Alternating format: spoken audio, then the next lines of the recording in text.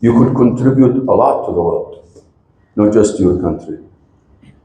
You know, so you have to think of yourself as somebody who can add greater value to the world. Of course, the more you do this, the more you'll get rewards, the higher you will become, inshallah, in Jannah. May Allah grant us Jannah and resurrect us on that day and put us with the prophets and the righteous and the martyrs.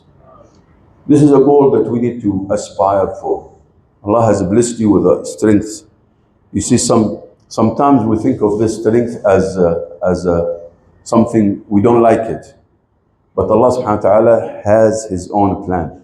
He wanted you to have all those people coming to colonize these countries. And they didn't know that they were giving us something that is so powerful that we can share Islam through the language of English language. So we have to make sure we use it, because their motive is not, of course, to present Islam or to share. So their motive is to come and steal our lands. And they are still stealing our lands, aren't they? Taking the gold, taking the minerals, taking the diamonds in Sierra Leone.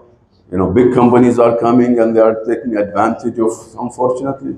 This is happening all of Africa and on wherever they are, believe me. They steal something one way or the other. And the worst of all, when they steal our identity and they use our people, you know, to indoctrinate them, and they attack us through our people. That's the worst thing. That's the worst thing. You see somebody who looks Ghanaian, but he is basically part of the big plan or conspiracy, or a Saudi or a Bahraini or Kuwaiti or Khaliji or whatever it is. This is the worst thing, when somebody betrays his country or betrays his identity. Okay, so, and this is why this program is so important, because in this program we try to ignite the passion of those who have this Islamic, who are... You mentioned jihad. What comes in our, most of us in our mind is war. By mostly the jihad is not meant for war. Like it's struggling. Let's put it like struggle, put effort. God created us, gave us all the resources and the faculties we have. But God gave human beings the dominion over this earth. And we need to pool resources in every good cause on this universe, every great civilization that we've ever seen in this universe. It is when people come together and pool their resources with their talents, put together and work for a good cause, that good things happen.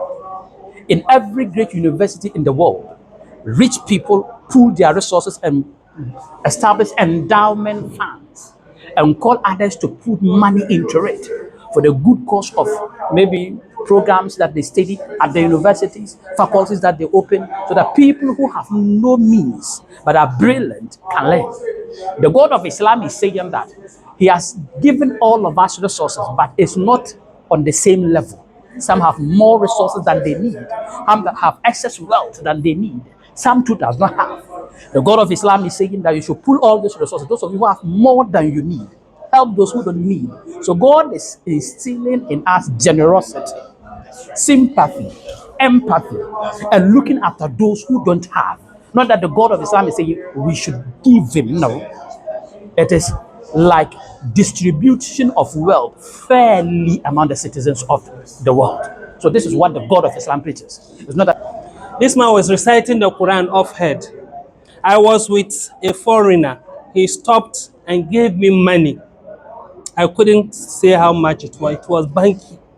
I went there, I should go and give it to the beggar. When I went and said, Baba, Assalamu alaikum, he answered. I said, this is sadaqah for you. Then he said, oh, alhamdulillah, I have gotten what I need for today. So this is not mine. Wallahi, he said, this is not mine. I have gotten what I need for today. So this belongs to somebody. However, I pray Allah should fulfill your needs for you.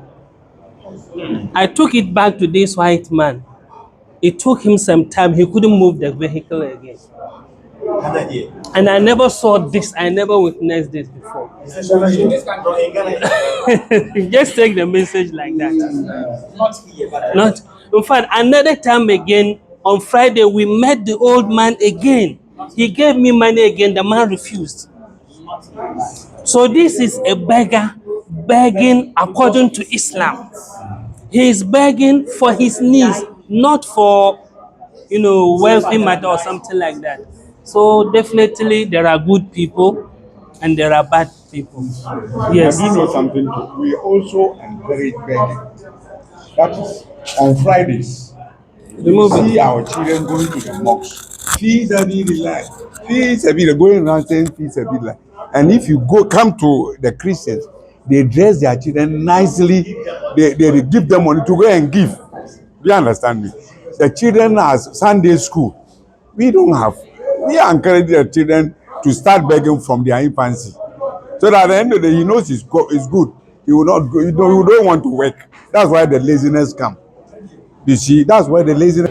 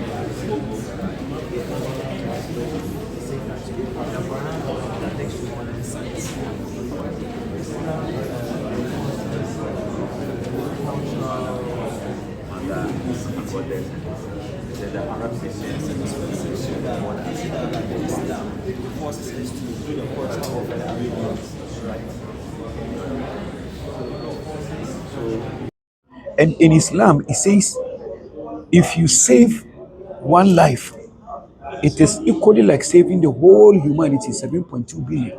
So that means Islam is the only religion that gives priority to the preservation of life. Unlike the way they're accusing the Muslims that we kill, we do the Prophet Muhammad came to kill, we can support these two with this quotation. But I like the point that you make. And also, Yeah. one thing about the war and the fight is that Go ahead. okay, there's something me I classify as types of war. We have war itself and defensive war. The one who starts the war and the one who defends. You understand? When you go to the Geneva Convention, they have a law. You can defend. You can defend yourself. For example, like the Israel and then the Palestinians, they said you heard it. They are saying that Israel has a right to defend. They were killing, but what were they saying? They said they have the right to defend. So meaning defending yourself in a way of war is permissible, and all the wars that So remember this, you're going to be working together, even to lead the group that we have now, EISCC Ghana, because after that you will be working with the inshallah Sheikh hopefully, and with the Khalifa, and trying to come up with the best, and I think you are the best leaders. MashaAllah, you've done a great job. I was looking at everybody, you are doing great facilitation and great management of North, but I'm still angry with you. Why? I'm not going to say why, because I have already said it.